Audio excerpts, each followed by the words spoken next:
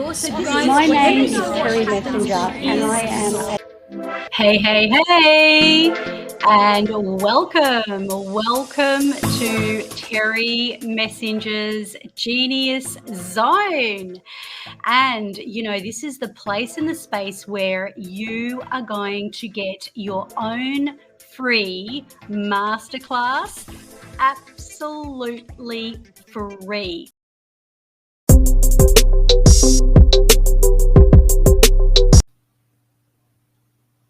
Hey. Hello. Beautiful Kimberly, how are you? I'm doing so well today. How are you, Terry? Well, I'm going great. It's evening time here in Perth, Australia. And whereabouts are you? I'm in Florida, Port St. Lucie. So it's a morning here for us. Okay. I know I've said this before on this podcast, but they say that Florida is actually very similar to Perth because you've got beautiful beaches, haven't you, over there? With lots. Yes. Yeah. Yeah, so good. So I can't wait to have this conversation with you because, I happen to be a coach, as you know, myself, and a healer and a leader. And, one of the biggest things that I see that happens with people that are coaches, healers, and leaders is that they really struggle in the online space, especially around technology. And yet, Kimberly, you are an anomaly. would you call yourself a tech whiz? Yes, I love technology. I'm such a nerd when it comes to it, so it's fun for me. It's a puzzle. Okay, but here is the strange part. This is where Tech Wizard meets the, that woo-woo wizard, where they don't usually, they're usually not typically paired together, because when you think of technology, you think of corporate, you think of business minded, you think logic, you think step by step, you think practical. But, obviously you have a very unique gift. So you're like a match made in heaven for so many people that I'm actually working with, because they've got amazing skills. And I know we're going to have a really juicy conversation around this. But the fact is that, they really, really suffer. And you might be the missing piece to the puzzle, because if a person who happens to be quite spiritual, or they're quite gifted, and they can't figure out how to actually move forward in their business, or, what to do in their work life, for that fact, because you've got a lot of experience around this, then that's where you have not only intuition, spiritual gifts, but you're also got a little bit of psychic. I think we've all got psychic in us, but you've got quite a lot happening there. So obviously life began, as a child, as it does for everyone. And what did you want to be when you grew up, when you were a child? Actually, a writing veterinarian. I was a writer from a very early age and a lover of animals. And so I wanted to be a veterinarian and a writer, a lot like James Herrick, I believe. I may have gotten that wrong, but he wrote he was a veterinarian that wrote a lot of animal stories. And I just adored his books as a child.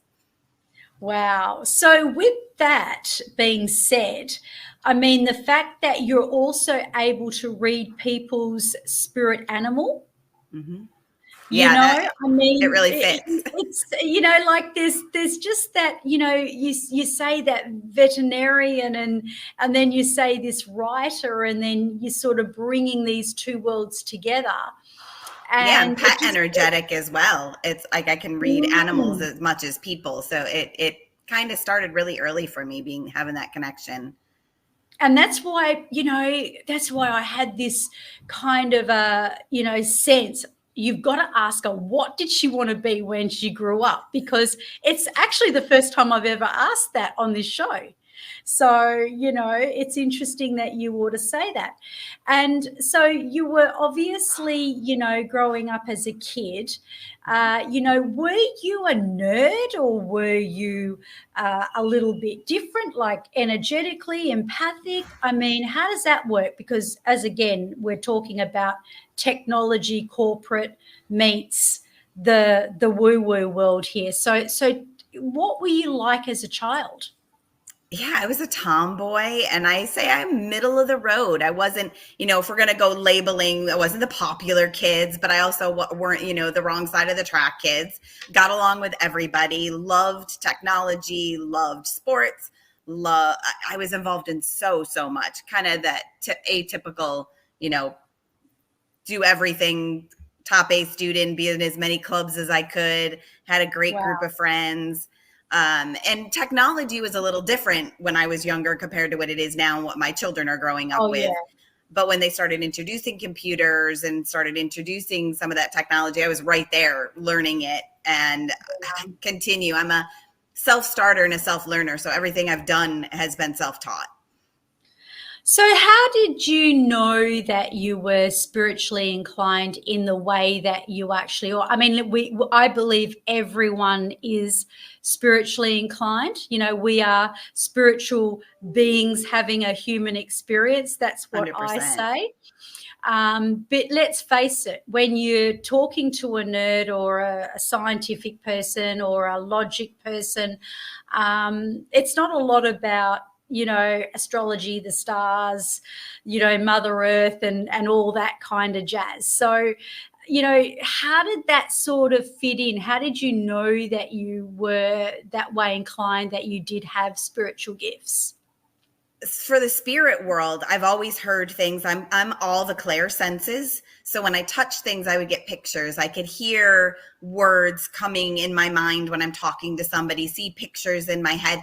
When you say psychic and being able to read people's minds, people just think, oh, they can read everything. And it doesn't really work that way. It's bits and pieces.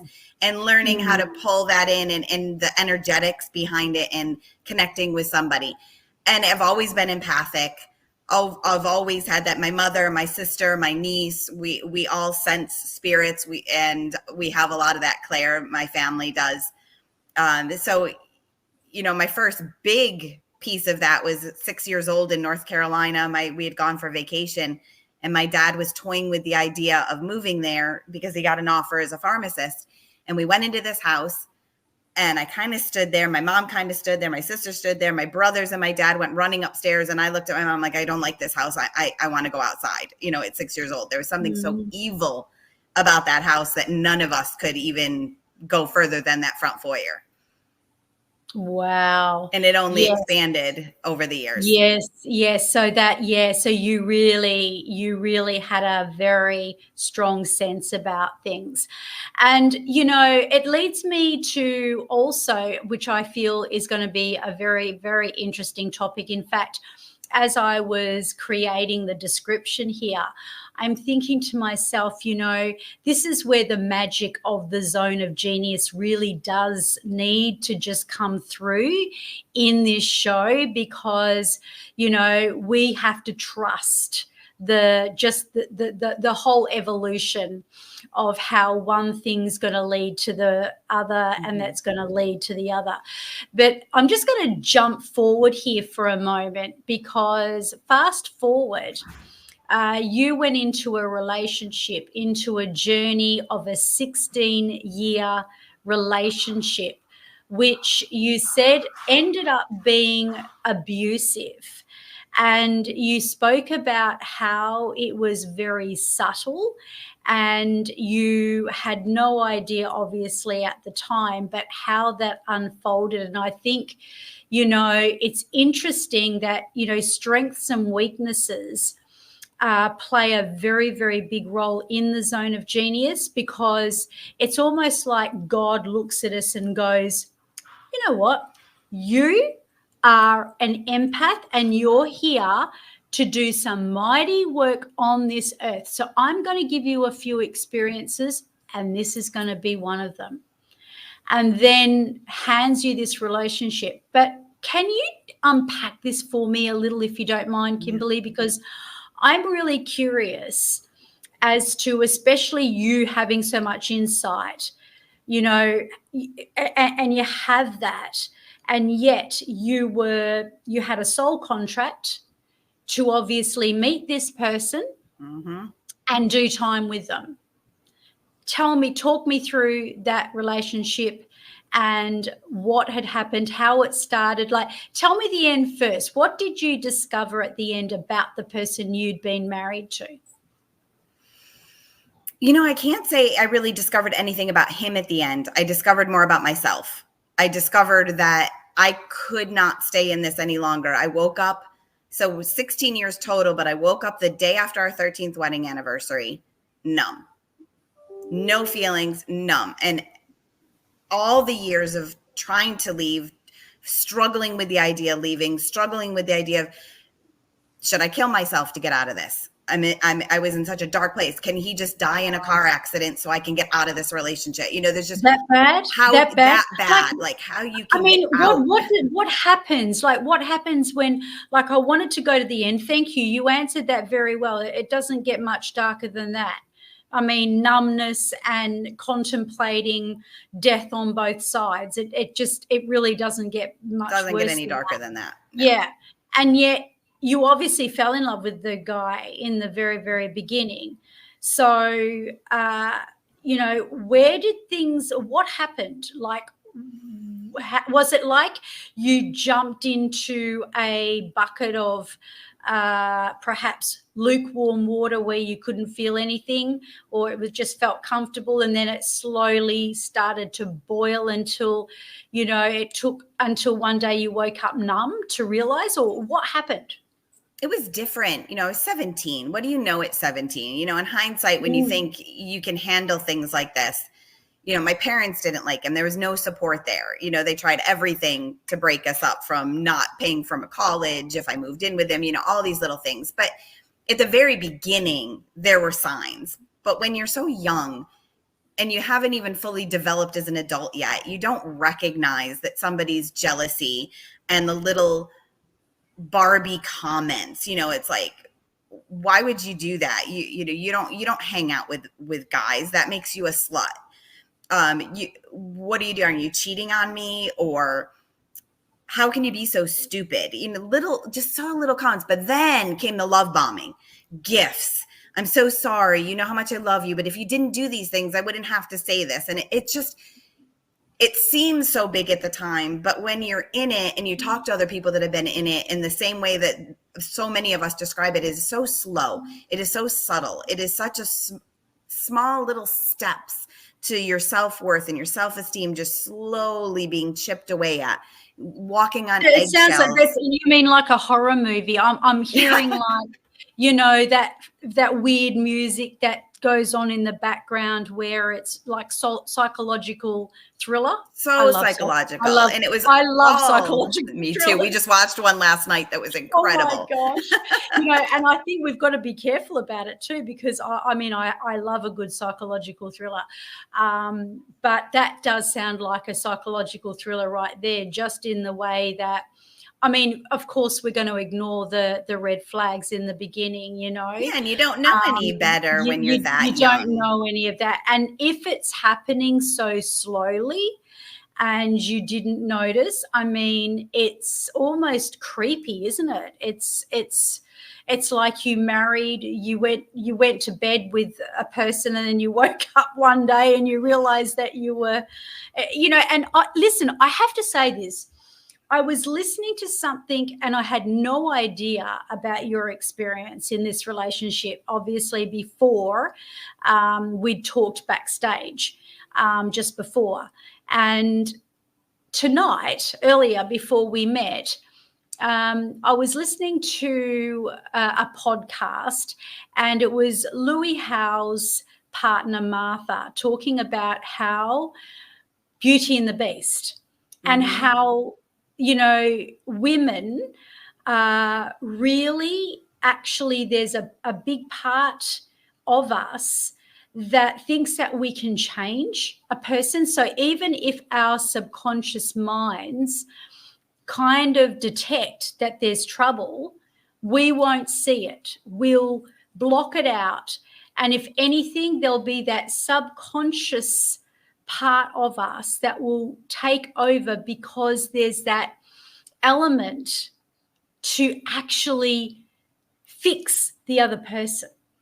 You know what the sad thing is that was never the case for me, even in both of my relationships. And I got into a second one, but that ended much more quickly. It was more about, he just needs to grow up. You know, we're young and he's hot-headed, and even more so was the people pleaser in me, and the growing up Catholic, where you tough it out and you make it work, and you don't leave because you took a vow. Oh, and absolutely. If I leave him, I'm going to hurt him. And how could I hurt somebody that I love? It's like this programming that women have with trying to please everything and don't think of ourselves. And as the relationship moved on, and don't get me wrong, there was good times. I think that's what makes it so much harder to leave, is the times that are good. And then you have children. And so there's times where it's not so bad.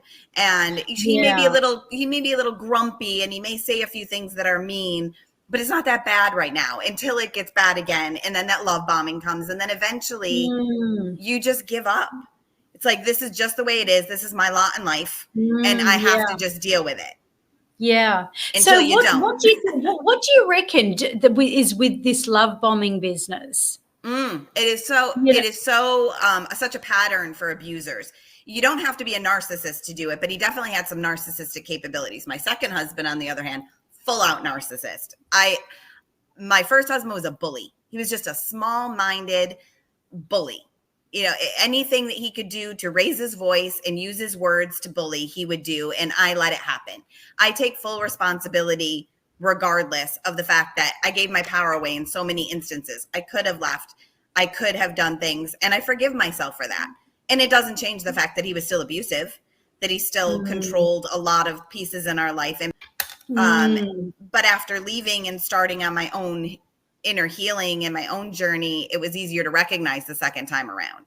That one did get physical, which made it even easier. I think verbal and emotional abuse is so much harder to leave and detect because it's not talked about. Yeah, it's subtle, and you may not know it and see it. And then I think, but full on domestic abuse, you know about that. If you're a woman, like going back to the fairy tale as well, you think, well, this is the happily ever after. It's not meant to go sour. And what will my friends say? And, you know, a little bit of the Pollyanna syndrome of, you know, this can't fall flat. And so I think that I can't be divorced. Yeah, I can't get divorced, or not, especially not again.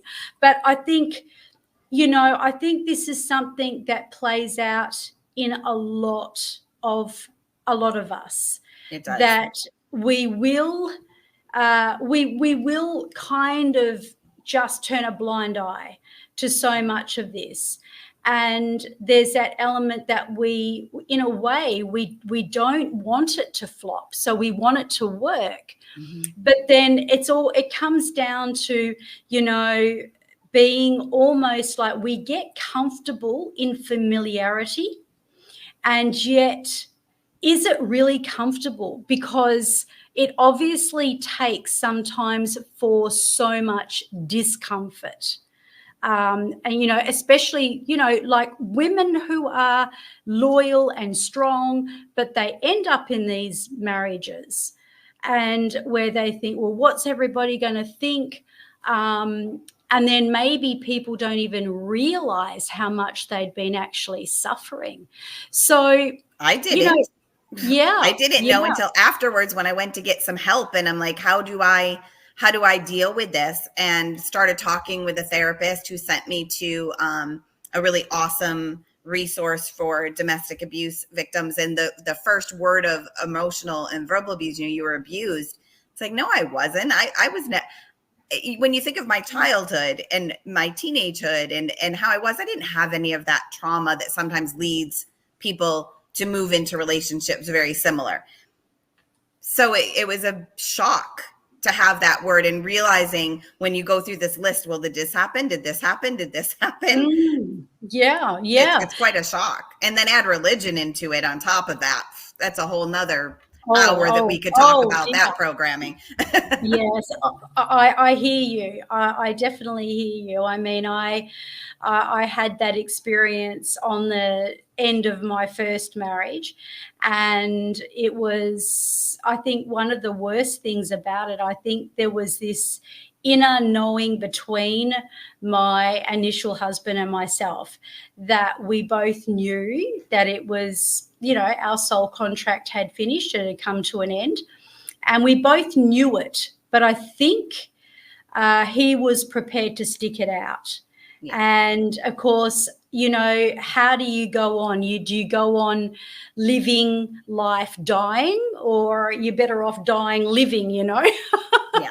But, at the end of the day, because we were in the church and it was very, very hard to accept, that was probably some of the most critically, soul crushing stuff that happened, because it sort of plays an impact on how you see the church, and it has spiritual implications on, your beliefs and all of those things.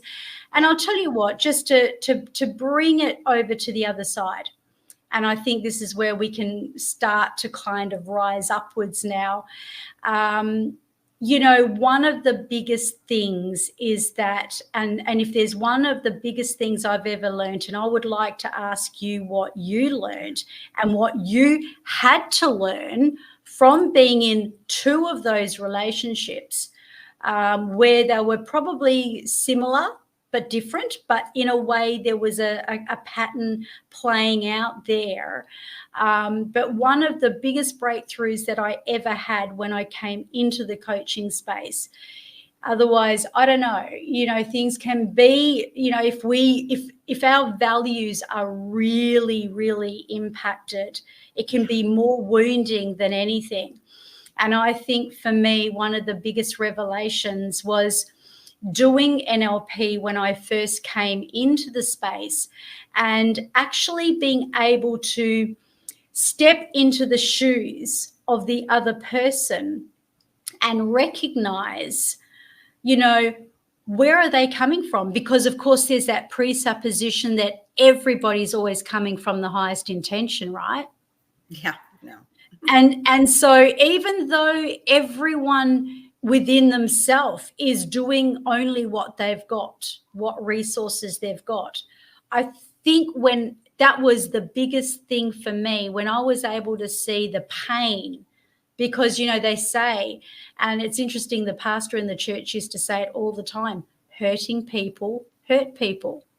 Yeah. And, that's just how it goes.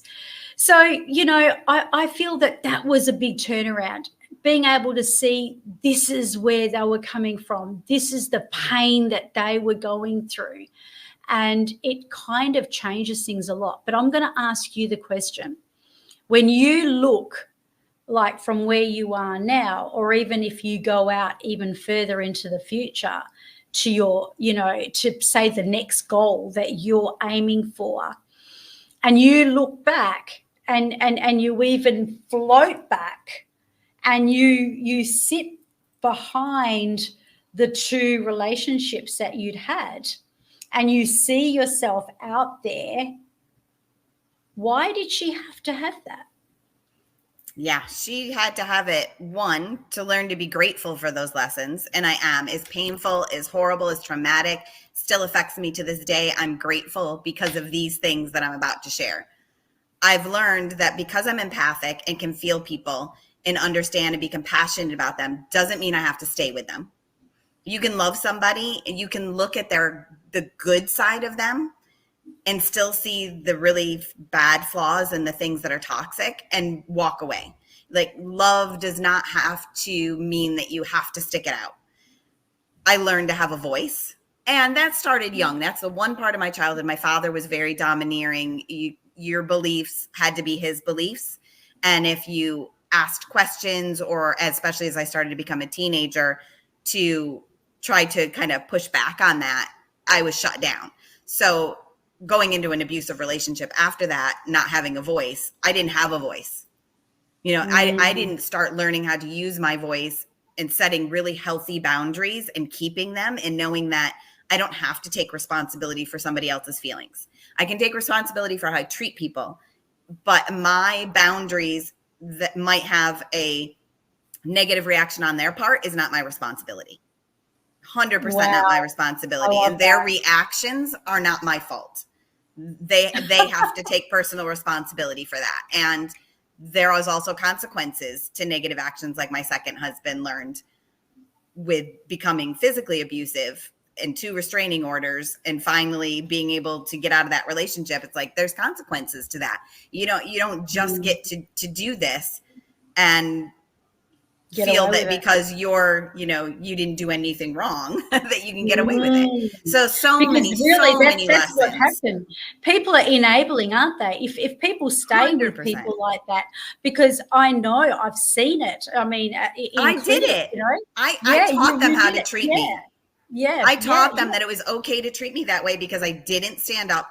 I didn't hold boundaries.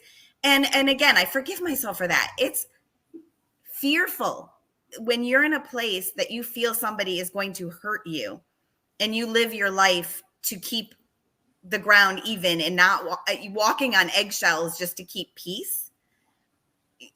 It takes a toll on your body and your immune system and your nervous system, but you do it because you feel safe. And I've also learned, one of my lessons, even just recently with my now husband, who's amazing, is I'm safe because I keep myself safe.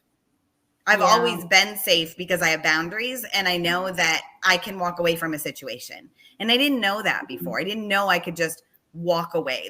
There's so many things. Like, this is a much longer conversation, so I'll just keep it at that.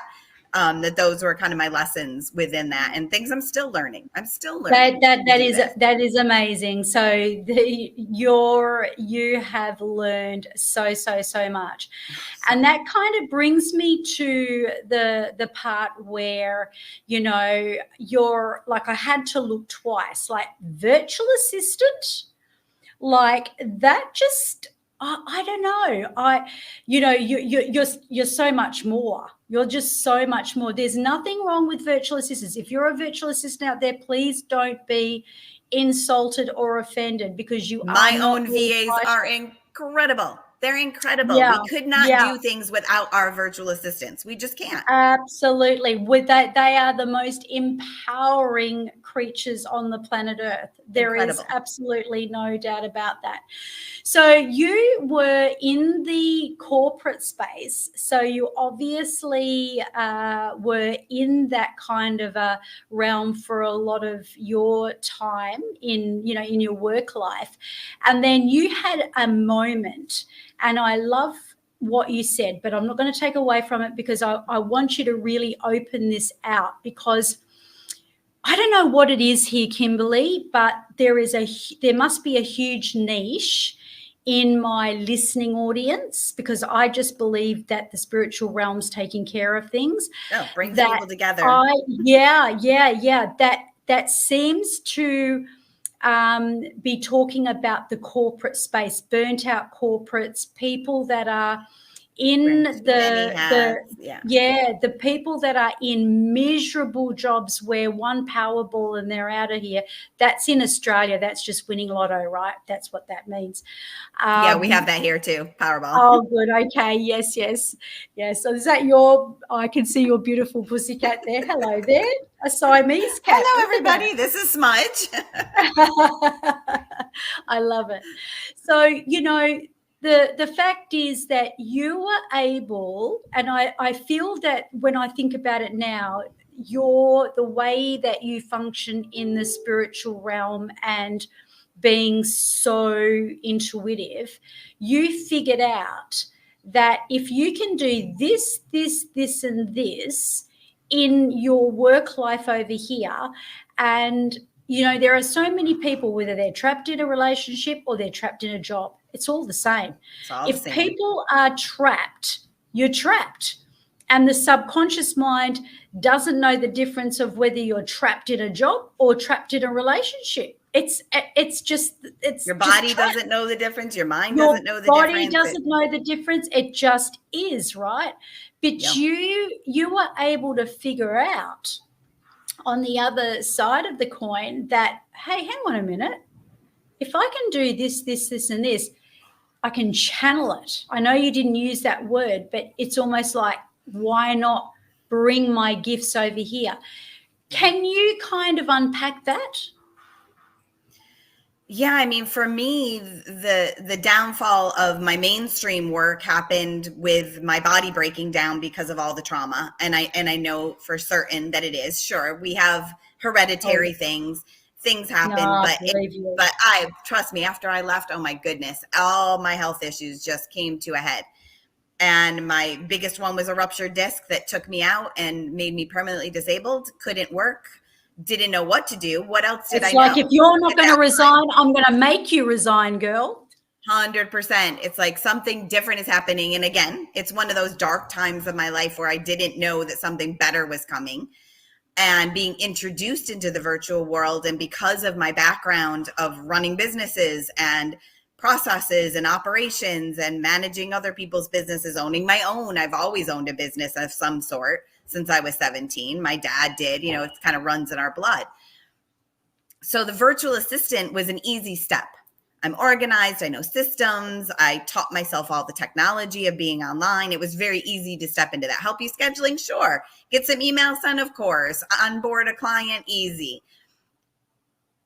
But I started getting not so much bored with it, because I love what I do, but it didn't feel the right platform anymore for what I do for people. It's really more online business manager, operations director, project management, team management, event management. I love running events, love running retreats. And so moving into that space really helped. And then I worked with a client, my very first spiritual client, that we did an exchange. She helped me define my message and what my business was. And I, of course, was a VA for her. And Virtual Life Alchemist was born. And it really, truly brought in my empathic and intuitive abilities to hold the vision for somebody's company, to support them spiritually and on this human realm, to move their business to the next level and allow them to get out of the busy work. Because when you're in your business, you're not growing. When you are so busy that all you're doing is working in it, and you're worried, can I even afford a VA? My number one thing is, even if it's 5 hours a month, you can. You totally can, to just get started in that world of learning to delegate and learning to put systems in place to hand off to somebody else to do. And if you're feeling crunchy about that, well, here comes that spiritual side. Let's talk about it. Is there a limiting belief? Is there an imposter syndrome? Is there just, I feel like I can't let go of control because nobody else can do it like I do, which is huge for those of us that own our own businesses. I've even done it myself, and I teach other people how to do this. It's like letting go of control and trusting that somebody else can do this and hold your business with the same way you do. That's hard. That's really a hard first step to do. But I can tell you, it gets easier after that. You do it one time and you're like, holy cow, I have so much more space to actually work with my clients and actually build my business. And actually now abundance is coming in more. I'm actually making more money. It's kind of a no-brainer, but it's really, really hard. And I don't care if you've been in business for years or just starting out. It's hard. Isn't that strange? I trust that my community are listening very, very clearly here, because I was talking to them also the other evening, and you've just confirmed it in a beautiful, logical way, bringing those two worlds together. But I said, I was repeating, it was a quote, so not from me, and it was about the fact that, do you listen to someone's advice that is a lazy mind or a lazy person, or do you listen to a hardworking? And then the answer was, well, if you ask the person with a lazy mind, you're going to get a much easier way. In other words, it doesn't always take hard work. In fact, on that paradigm, the more harder you're working and the more you're running and the more you're like, oh that my gosh, hamster wheel's just going. Yeah, just not being able to even draw breath. You haven't given yourself the space to actually go inspiration, to receive and have downloads. And like you've just said, to be able to put someone into place to be able to handle those operations. And can I just say something too on the part where you mentioned about if you think you can't afford a VA? I'm wondering if people can afford not to have one. 100%. Because you cannot afford not to have one. Yeah, because it's like the question that came up. It was this is a different podcast. So everyone's getting good shares here between Kimberly and myself. How much money do you want to earn? And the person said, I want to earn $1 million in a year. And they said, not gonna okay. do that alone. Yeah. How much are you making now? 100,000. Well, you are actually wasting $900,000 not knowing and not doing what it takes to actually get you there. So people that stay stuck and go, I'm not investing, I'm not going to move forward, I'm not going to get the right help. That's costing them $900,000 if they want to be a millionaire. And let's take that one step further. A VA takes details off your plate. A VA takes tasks that you don't need to do. Every one of us needs a coach or an online business manager. Every one of us needs to continue to invest in ourselves to grow. Because I work mostly with creatives, and I can tell you, creatives get lost in details and get lost in project management and get lost in how do I get from A to Z. And my mind as a creative and an analytical person, which is so much fun, and I think being left-handed and being in different sides of my mind really has helped that, is that I can see their vision and I can help them with that creatively. But my analytical, logical side, that's the business manager, operations director side, can help put those pieces in place and say, well, here you go. Here's the 50 steps or the 10 steps or the 100 steps that it's going to take you from get A to Z. And then here's the tasks and subtasks to get those steps to get from A to Z. And I love how my mind works in that way. I love putting outlines and launch plans together. It's so much fun to be like, here's where we are. Here's where we want to be. This is how we're going to get there. And that doesn't mean we don't tweak. Can I pick your brains? Yeah, so can I pick your brains? So if I'm actually looking to, I'm wondering whether I ought to do this for myself or for my community. I think I'll do a bit of both. So let's be generous. So let's talk about my retreat first. So I want to put out a whole load of retreats.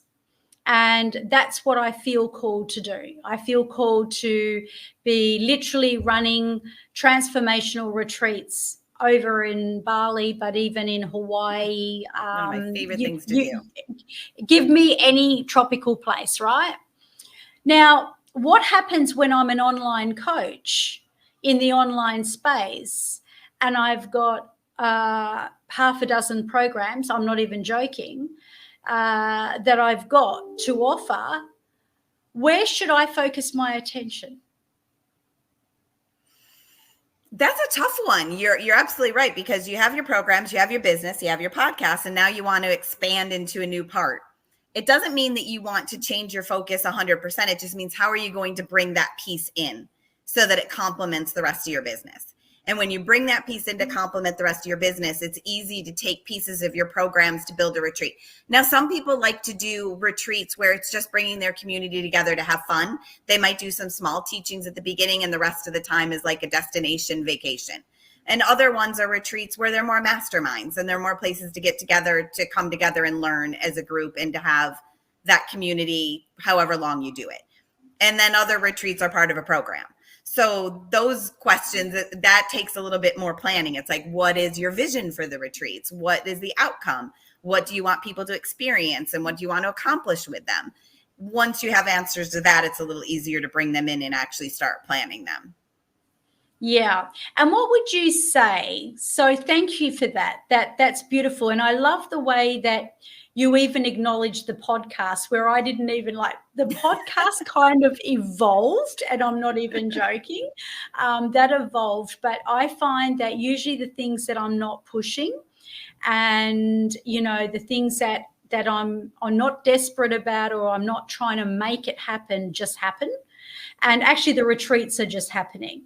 I find, and I know this is going to be a question for my community here, that it's when people get so caught up in how can I succeed as a coach in the online space organically. I don't have, now this is not me, obviously, I'm past this point, but I know people coming into my community, they'll be saying they don't have enough money to be able to invest.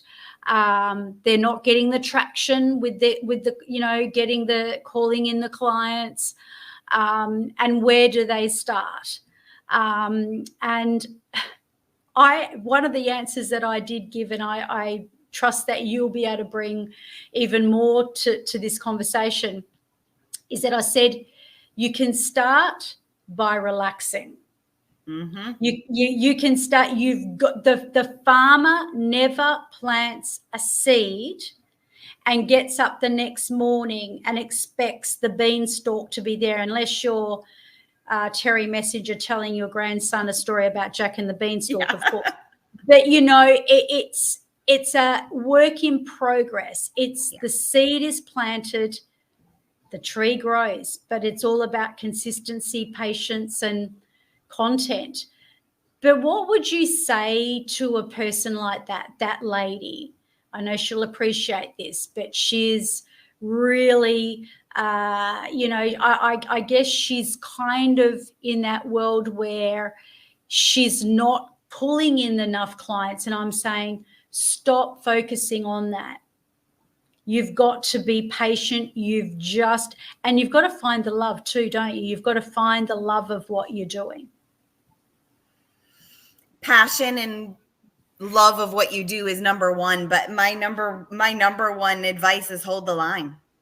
You're right about relaxing into it, but what I find with people that start to get a little nervous and start to wonder if it's going to happen is they start tweaking too soon, or they start adding extra pieces or adding more to what they're offering, thinking that it's going to show more benefit to the people they're trying to pull in. And then they're just going off in all these different directions instead of holding the line and staying focused on what they initially created. Doesn't mean you don't tweak. It doesn't mean you don't add, but when you start to go off in too many directions and lose your focus on your initial vision, you're kind of all over the place. It's like you don't know what to do and you're doing too much. And again, that comes in with having somebody to support you in that. Having a VA or an OBM, somebody that can help hold that and take some of the back pieces off.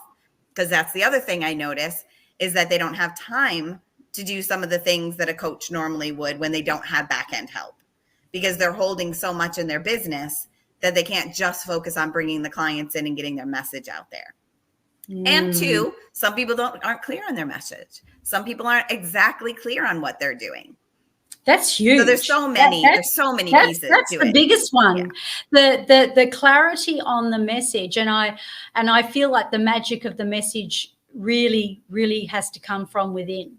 That's really like what's happening here and what's going to happen as we unravel this podcast, because obviously your role as a virtual alchemist, and I love that. A virtual alchemist involves blending those intuitive gifts with that operational management side that you've got, and then fusing the magic into those tasks.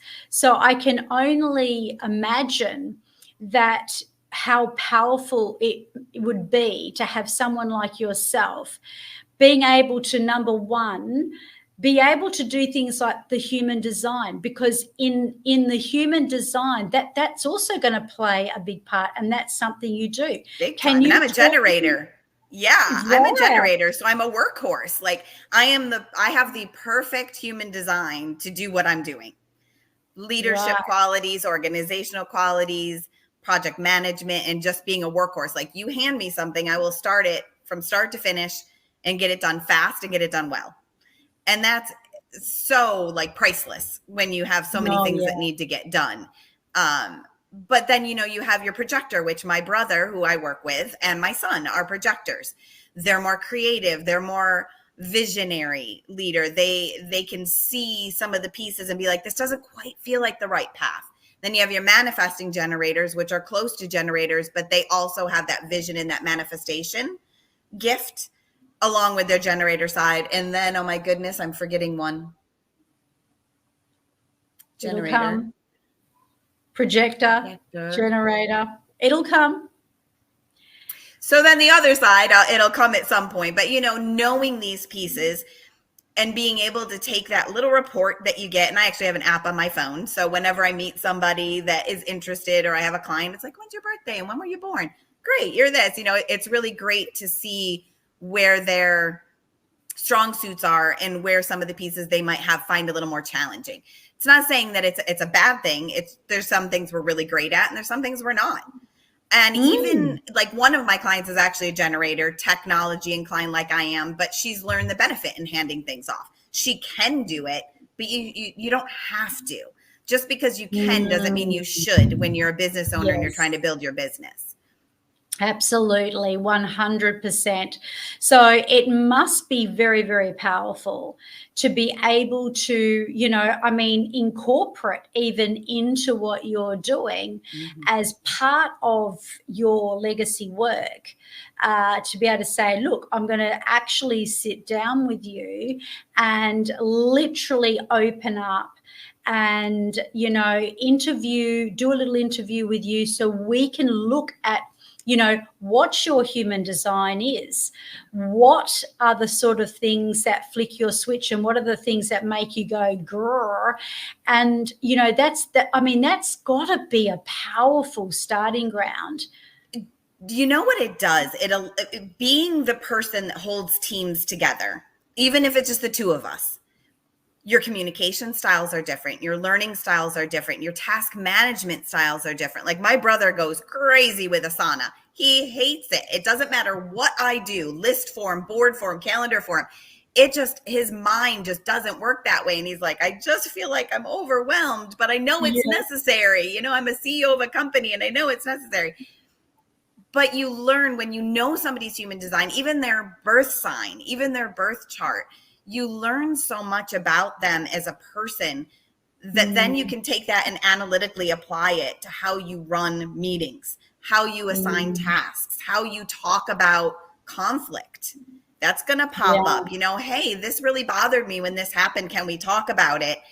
And I run a team of 10 with one of my companies, and man, that conflict resolution and knowing how my team is really came into play when they kind of started biting each other. People got stressed. We were doing a launch and we were all a little overworked.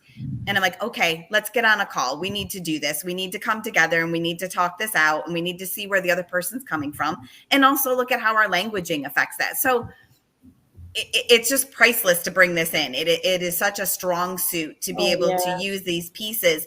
And to be honest, I don't even start that in my first alchemy session with people. I actually want to know more about their vision, where they are, where they want to go, what's working, what's not working. And then if we decide to work together, then we dive into, do you know your human design? What sign are you? How do you learn, and let them know expectations that it takes a couple months. If they're a starting business, I love growing together. One of my most fun things to do. But when you're established, it takes a couple months to get in there and learn your business, learn your team. So many moving parts with somebody that's been in business for a long time and has well-established programs and well-established business. It takes a little more getting under the hood and getting comfortable with that. Absolutely. And I feel just listening to you as well, it's just such a big awakening for a lot of people out there that, sometimes you may be feeling like you're in a job or in a role or in a relationship where it's a hit and miss. But there's always a reason for absolutely everything. And when you can take, like what you were saying to me backstage earlier about how you kind of psychologically worked out that if you could do this, this, and this, you could take that and bring that into the online space and bring that, and even the motherhood skills and the operational management skills and bring it here and be living the life that you want. Yeah. I think that's so important, that work-life balance as well. Because when we're not delegating and we're not taking time for ourselves, and all we're doing is just work, because I got to push to get this done. And I learned the hard way. Burnt myself out. I wanted to be everything for my clients. But how can you be everything for your clients and still be everything for your family and everything for yourself? You can't. You burn yourself out. If you're everything for everyone, you're nothing to no one. That's really. And I had a client who she pushed so hard. 7:00 at night. Hey, I just closed this client. Can you send him the contract? Yep, I'll do it first thing in the morning because we're having dinner right now. No, I need it done now. And I said, well, you know that my time off of work is what the time is. And I understand that, a couple hours later you closed it and you're all excited and I'll send it tomorrow, or you're welcome to send it yourself. And the next day she's like, that's good. And that, trust me, oh my gosh, my heart was pounding, standing up for myself. But the next day she came on, and at first she's like, I was really angry. And then it hit me that you're teaching me how to actually work and have a work-life balance. You're teaching me when to stop for the day and when to let my client know, this is so awesome, we'll be getting everything over to you in the morning. I'm like, I promise you, your business is not going to die because you don't send the contract within 5 minutes, but you send it the next morning. It's like you're teaching even your clients how to treat you. You're teaching your customers how to treat you by how you treat yourself. And I learned that the hard way with a client that just pushed until I loved working for this person, but I ended up leaving after 3 years because we just couldn't seem to find that healthy boundary with each other. That, if you don't get your tasks done so I can get my tasks done, doesn't mean that I'm going to hop back on at 9:00 at night to get it done for you. It's really hard. And there's a lot of respect there. There has to be a lot of respect there because, it's not done out of spitefulness. It's done out of your value system, and you're literally walking your talk. And I think this is where a lot of people out there fall into that trap of people pleasing. And the more that you just say yes, yes, yes, and you become that yes person, and then you end up burning yourself out, you end up being resentful, and you're the one that's suffering. And in the end, you're the one then that is being accused of all the things and being overtrodden and all of the rest of it.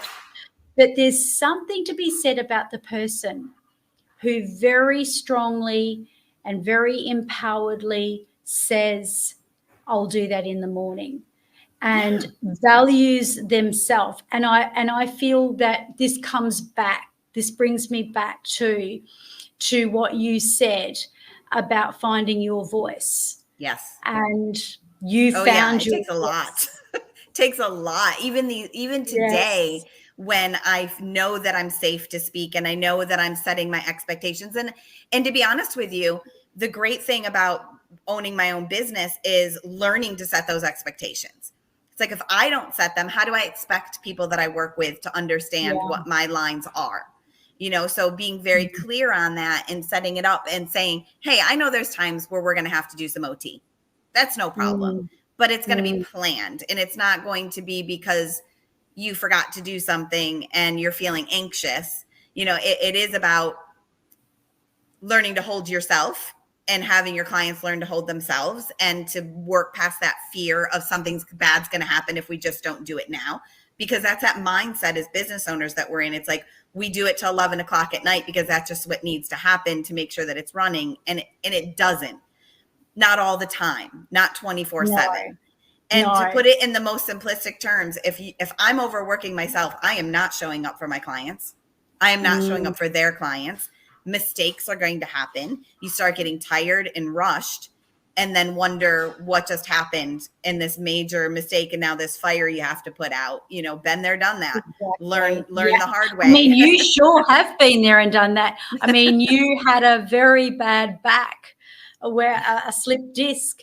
So, you know, I still do. I've had 3 back surgeries since then. Yeah. So I've learned how to take care of myself. Yeah. But you've learnt that. You've learnt the hard way. So I say, people listening here, stand on the shoulders of giants. I mean, we all learn our lessons, but it's interesting how the universe and the subconscious will give us things that it perceives that we need. Okay, how are we going to stop her working? Smack you upside the head.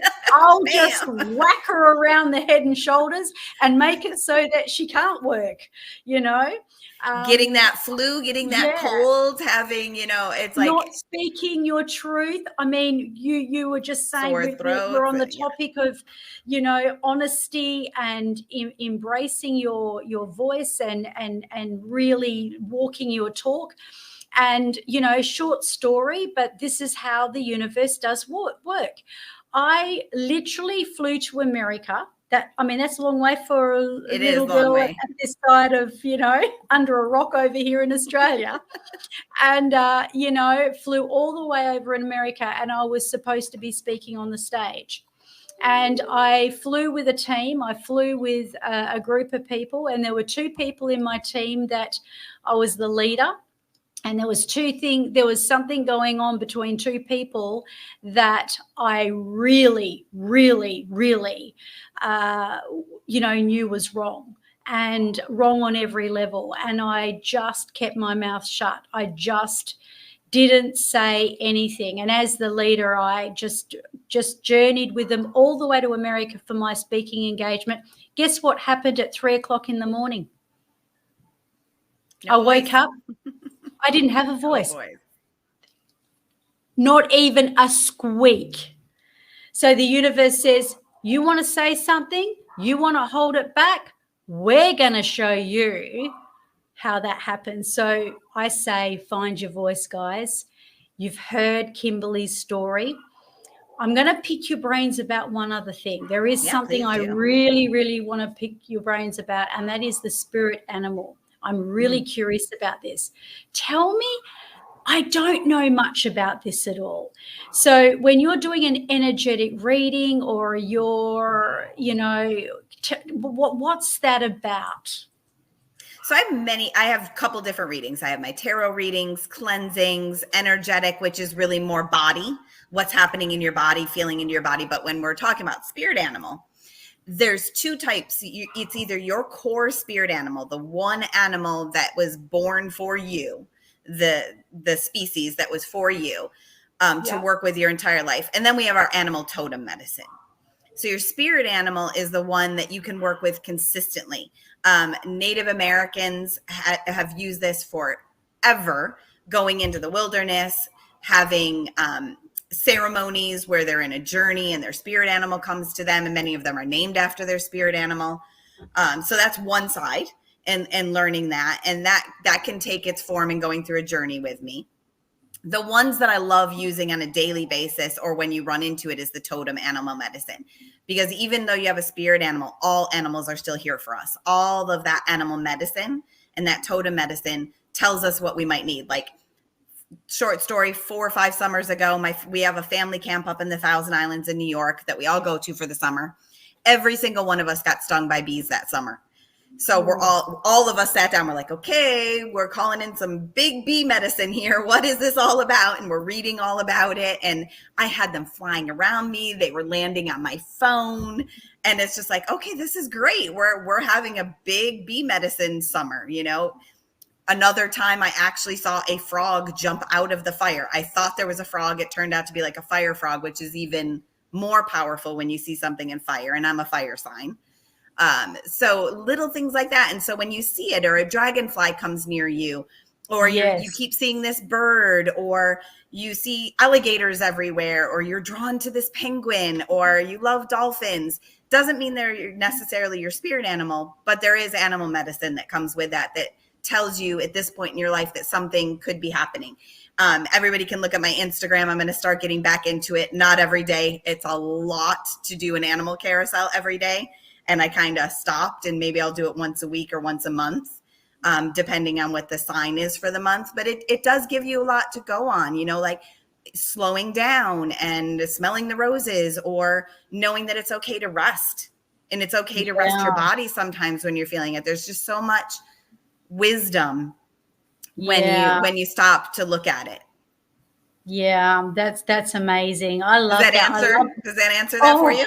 Really does. I mean, I thought it was going to be something really kind of, I don't know, a lot more complicated than that. But that just makes so much sense. Like just without even knowing all of that, I have really learned to take notice of things like dragonflies, especially, in certain spaces, like when I'm in Bali, butterflies and, the elements that stand out to me. And even when I had, can you believe, in this very room I'm sitting in, a hawk was in this room. Oh, that is so cool.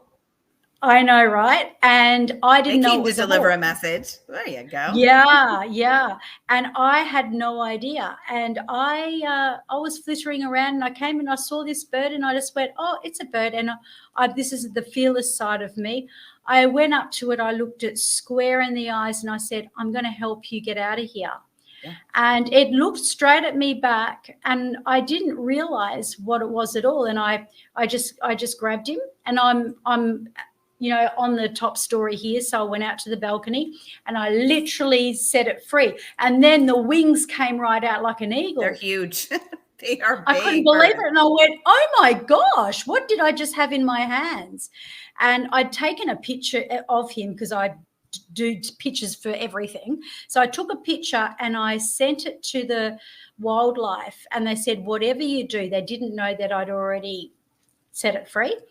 And they said, whatever you do, don't touch it. Yeah, I went, of course, it's a wild animal. But they said that it'll tear you apart. And I thought, it didn't even touch me. There's a certain affinity that people can have. And and I firmly believe this because I've done it, you've done it. And an animal knows that you're there to help them. They do know. Yeah. Animals are not stupid, mindless beings. No. They're connected to the same energy we are. And when done properly, like you did, I'm going to help you. They know.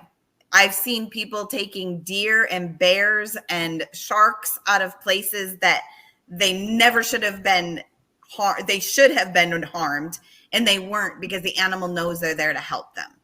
Wow, that's just so special. That's gold. I love that. And so, last question, apart from my very, very last question, that is,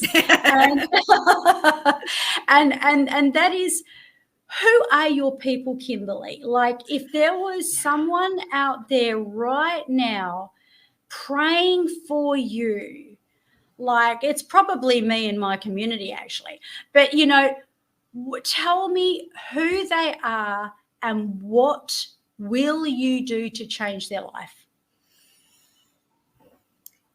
This is such a tough question to ask, because most of the time when you're a business owner, you come up with your perfect client. Who's your ideal client?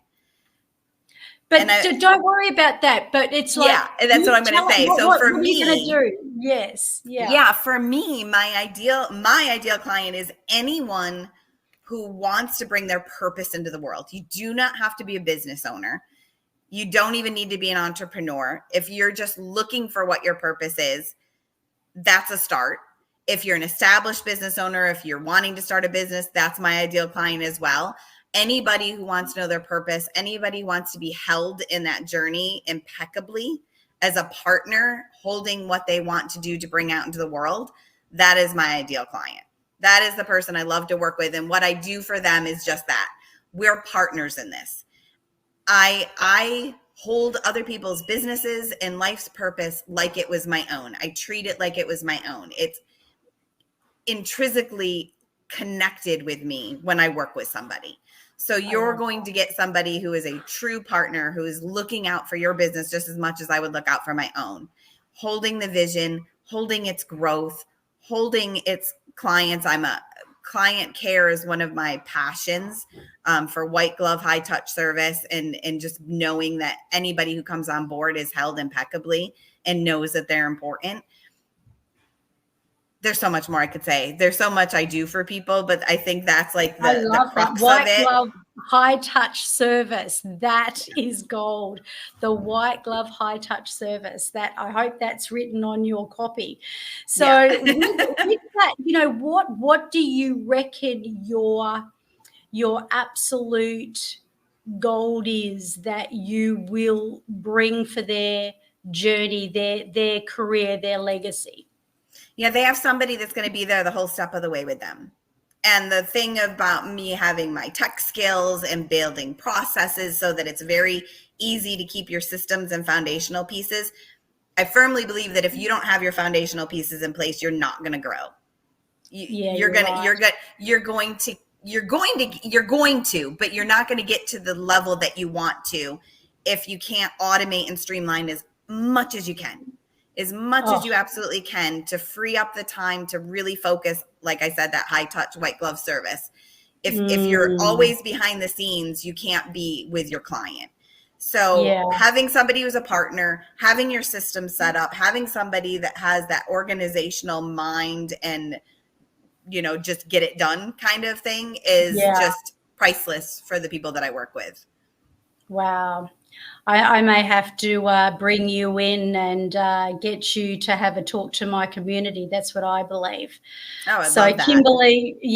Kimberly, this has been a very, very rich, dynamic conversation, and I know that there's been so much gold throughout this conversation, and I believe, namely, because you've been very authentic and you've really demonstrated that you've walked your talk, and you've also had, you know, you've got so much experience, but the way that that's just come into this fulcrum of this incredible dynamic service of bringing together the technology, fusing it together with, you know, your intuition and your skills, just makes for a very, very an absolute service that I know so many people out there are praying for. So how do people get in contact with you? Kimberly at virtuallifealchemist.com. Same website, virtuallifealchemist.com. There's a contact form on there as well. But my email is probably the quickest and easy way. I'm on Instagram. I'm on Facebook. So there's a lot of places to find me. And the links will be here. So just look below, guys. The links are here so you can contact the beautiful, talented, and very, very gifted Kimberly.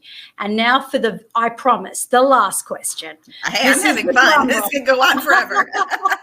The drum roll.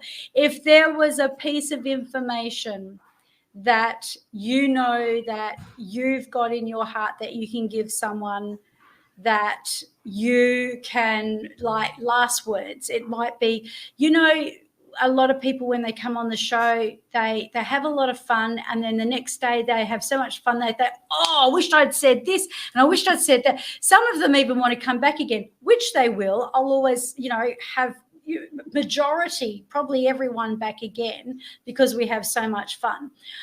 If there was something that you could say, last words, that you would want to be said on this podcast, because someone out there, and you've just got to trust that this is the way that it's going to be, needs to hear it, what would you say to them? You can do this. You have an inner knowing. You have your own inner intuition, your own purpose. You know what it is. Just listen to it and do it. Don't worry about the hows. Don't worry about all the little details. Just take that first step into doing it, and everything will open up. Wow. Kimberly, thank you so much for this amazing, rich interview. I've absolutely loved it. Thank you, Terry. This has been fun. We've been talking for a while about it, so it's fun to finally be here and do it. Okay. Thank you And for your have a gifts that you're beautiful bringing day. to people too. Thank you. Thank you for joining us on another empowering episode of our show, where we have explored through this various topic, along with all the exciting new topics that we bring every week to enhance your personal mastery of excellence. Now, I'd love you to do me a favor. In fact, be part of the Legacy 1 million that I have in the vision for 2028. If you know someone who really would benefit from this recording, from this episode, please share it with them. And when you subscribe, you get notified every week of our episode as soon as it drops. So let's do that legacy thing. Let's share, let's care, let's enrich. And I look forward to bringing you another week of the most enriching content. So until next time, stay inspired, stay awesome, and keep on mastering your excellence.